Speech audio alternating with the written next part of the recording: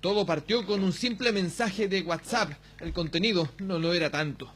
Un video pornográfico de alto contenido sexual. En él aparecía un hombre de aproximadamente 30 años violando a un menor de tan solo 3.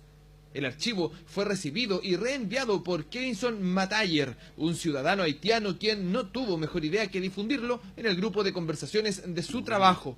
Decidió enviarlo sin saber que era altamente penado acá en Chile y tenía una connotación sumamente grave.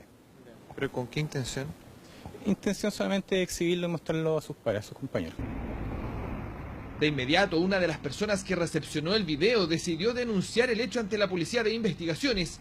Los detectives detuvieron a Kenison Matayer de 19 años, quien ni siquiera llevaba 12 meses viviendo en Chile. Son imágenes durísimas que creemos que no es posible que el Ministerio Público no solicitara entonces esta medida cautelar que se ha solicitado, que es la de prisión preventiva, luego de formalizar la investigación.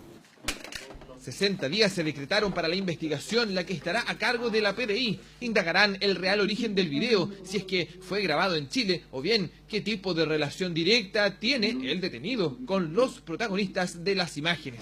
El Ministerio Público acreditará el hecho por el cual se ha formalizado e investigará si hay otros antecedentes que nos arrojen las pericias de los teléfonos del imputado y de las otras personas que recibieron estos videos. La defensa intentará impugnar cualquier tipo de planteamiento que presente la Fiscalía. Establece que se está ante un dudoso tipo de delito. Hay que analizar si estamos en presencia de un error de prohibición de acuerdo a la visión cultural que tiene este señor. Lo que sí le aseguro es que voy a apelar de esta resolución de prisión preventiva. Durante el día, el hombre fue trasladado a la cárcel de Linares, lugar donde permanecerá hasta que las cosas se aclaren.